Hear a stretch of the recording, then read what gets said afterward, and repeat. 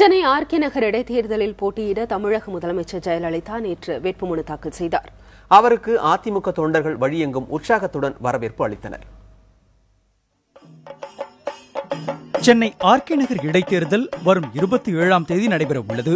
இந்த தேர்தலில் அதிமுக சார்பில் தமிழக முதலமைச்சர் ஜெயலலிதா போட்டியிடுகிறார். இதற்கான வேட்புமனுவை தாக்கல் செய்ய இன்று பிற்பகல் 1:30 மணி அளவில் அவர் போயஸ் கார்டன் இல்லத்திலிருந்து புறப்பட்டார். முதலமைச்சரை காணவும் வாழ்த்து தெரிவிக்கவும் ஏராளமான தொண்டர்கள் வழிநெடுக குவிந்திருந்தனர்.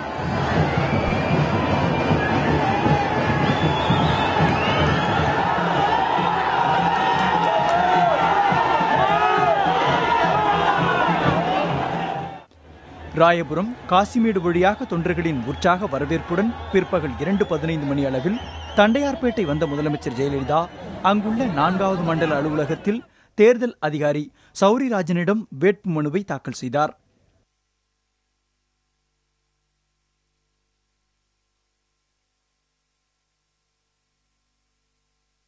இதனைத் தொடர்ந்து அங்கிருந்து முதலமைச்சர் ஜெயலலிதா புறப்பட்டுச் சென்றார். புதிய தலைமுறைக்காக செய்தியாளர் குழு.